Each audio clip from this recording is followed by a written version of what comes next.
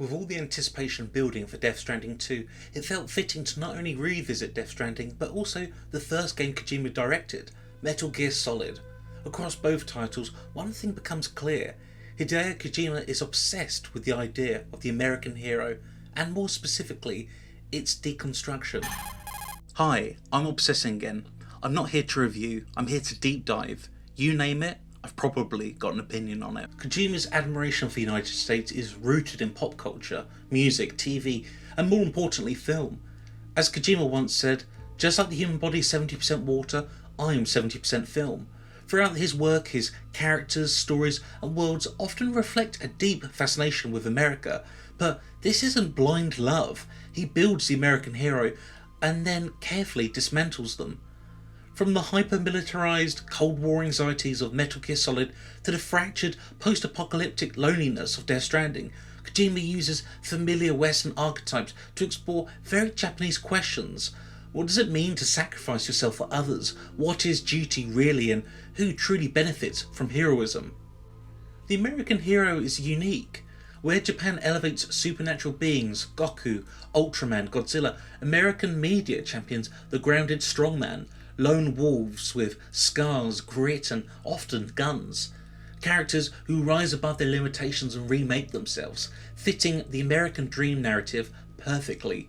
Though in the recent age of cinema that has been dominated by superheroes, Japan has far fewer grounded characters.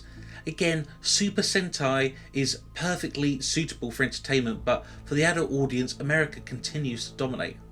Kojima leans into the groundedness, especially in Snake and Sam. Both embody the American hero archetype, but with critical twists. They are not saviours, they are tools, pawns, servants of systems far bigger than themselves, and yet they persist. Their motivation is reinstated over and over. As a player, you feel the characters depend upon you, wherever it's the codec calls or the endless emails and holograms back and forth. Solid Snake is a classic hero built from 1980s action cinema.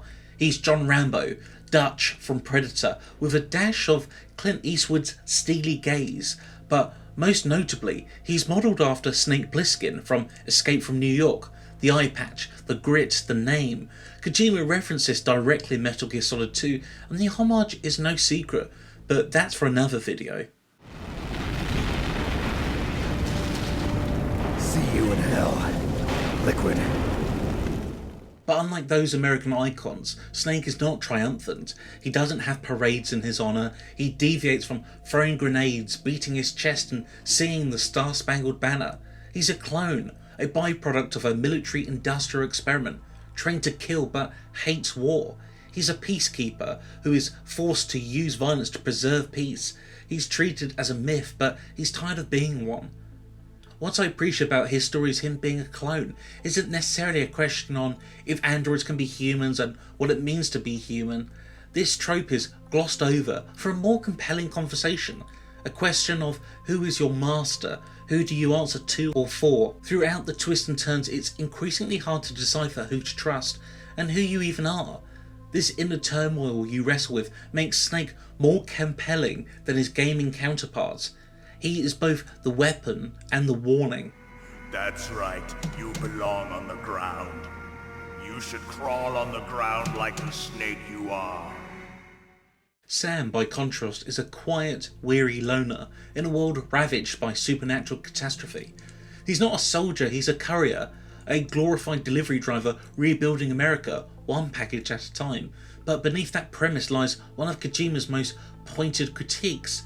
Sam is the modern American hero. In our world of gig work and Amazon obsession, Sam is the avatar for overworked, underthanked essential workers.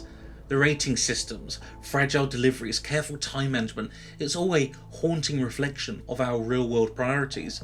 Leaving climbing apparatus, building roads, as a player you feel jubilation when your items receive recognition from other players. It's Kojima's closest work to feeling like you're connected to not only other players but to the protagonist. You become one with him, his struggles, and more importantly the burden of hope. Where Snake fights wars, Sam fights terrain. He is as much of a hero as a soldier who saves the world, except no one notices him. When they do, he doesn't want it. luck to you, and take care of yourself. Good work. New order available. Sam's discomfort with his messianic status is reminiscent of Paul Atreides from Dune. Both men are placed on pedestals, both have visions of uniting a fractured world, and both resent it. They don't want to be worshipped, they want peace. This is another layer of Kojima's critique. Our obsession with heroes often destroys the humans behind them. 28? Go fuck yourself, I'm not your errand boy. What ties Sam and Snake together is their role as pawns. Both are hailed as heroes and yet used by forces beyond their control. Sam works for Bridges, a government corporate machine with vague goals. Snake takes orders from a chain of command that grows more corrupt the deeper he investigates. Kojima builds these men up as stoic saviours, only to strip them of agency. The tragedy isn't that they fail, it's that their success feels empty.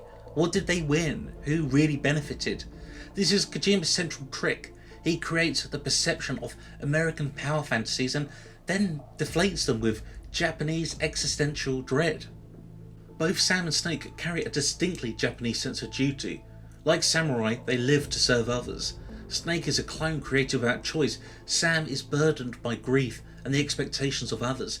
They don't fight for glory, they endure for the sake of peace.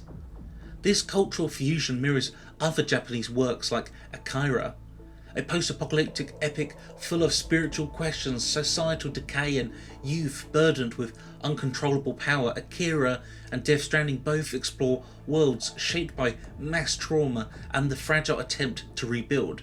Even the BTs echo the ghostly aftermath of atomic trauma. His writing and stories are both very topical for their time. Kojima in the 90s and early 2000s was clearly influenced by the Cuban Missile Crisis, the Cold War. In the 1990s, the rise of the internet, EMPs felt like the scale of warfare and the tactics would be a seismic change, and this is reflected in Metal Gear Solid. What's particularly interesting about Metal Gear Solid is how a core theme of the story is genetics and destiny. Whilst The Matrix would come out a year later, it feels like Kojima used the device of genetics and destiny as a prerequisite to the red pill and blue pill. Do you cave in because of your genetics, or do you defy it for the sake of destiny? Quite grand ideas about life for a game on the PlayStation 1, but the story is deep. Deep might sound like shallow analysis, but all characters' themes are incredibly layered. Despite the darkness, Kojima's stories are not nihilistic. As Washington Post Gene Park noted, Kojima's games are messages of hope, warnings against isolation, nuclear war and technological alienation, but also calls for connection, community and perseverance. Sam is a symbol of quiet resilience. He connects a shattered world, one delivery at a time. Snake, while more cynical, still fights to keep the world from descending into chaos.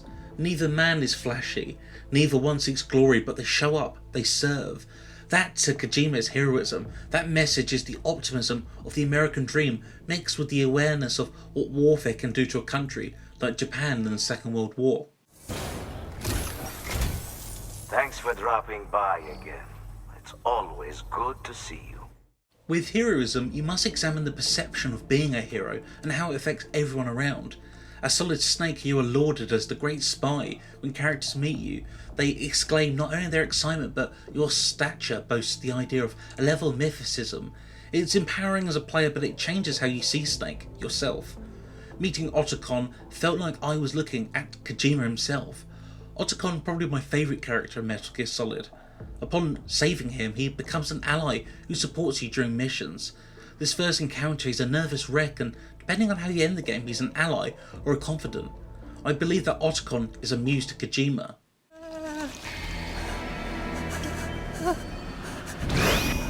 Stealth camouflage? Who are you? Where is my friend? What are you talking about? Oh, what next? Snake. Sam, a porter who roams the lands alone, wanting to carve the most efficient path.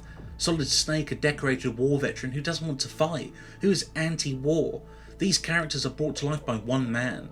Hideo identifies with the American hero because we all want to be the badass. Characters like Ultraman or Sherlock Holmes, Tintin, either know their greatness or are boastful in their gift. Sam and Snake are humble, respected by their actions, not just their words, monk-like in terms of philosophy. Kojima used the illustrious American hero because of how captivating they can be for players, but it's a vessel. Kojima infused their character with the subtleties of Japanese storytelling. He builds them up with Japanese philosophy, ideologies inspired by real-world events, the impact they would have had on Kojima as a child, with the stardom captured on the silver screen when he would watch American media. The way Snake resents warfare, nuclear arms dealings, he doesn't kill for sport, he works to be the keeper of peace, even if it means having to get his hands dirty. Sam is a guy who is just doing his job, who doesn't want the plaudits. Both are peacekeepers and peace facilitators. Both are just trying to... Keep on keeping on. Thank you for letting me obsess again.